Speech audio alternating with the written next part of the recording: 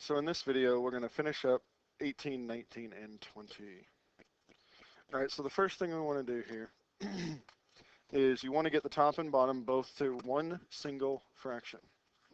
Well, if we look, they're already one single fraction, so that makes it easy.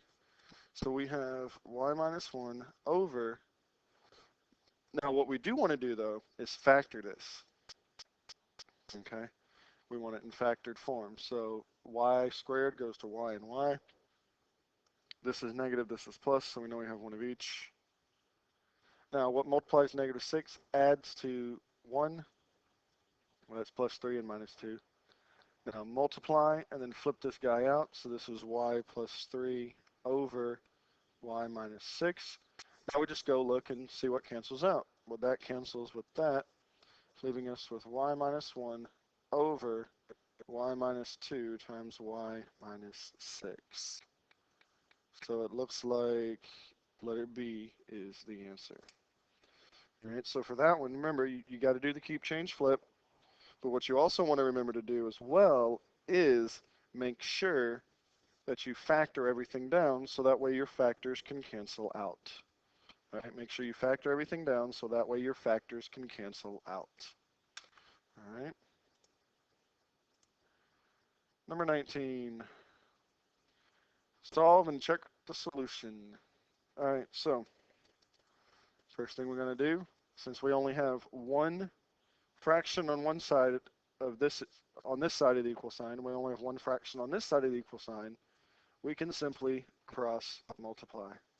So we're going to have negative 4 times x plus 5 equals negative x plus 1. Or you can put a negative 1 there, it doesn't matter. So now we just distribute this through. So we're going to have negative 4x minus 20 equals negative x minus 1. Let's add the 4x to over here so our x becomes positive, and add the 1 over here. So we get negative 19 equals 3x, divide 3, divide 3. So x equals negative 19 over 3. Now when it says check the solution, all you're checking for is does whatever number you solve for x, does it make the bottom of either one of these 0? Well, no, because here, negative 1 is the only thing that'll make that 0. Negative 5 is the only thing that'll make this 0. We have negative 19 thirds. It's not either one of those. So we checked our solution, and negative 19 thirds is the answer. All right.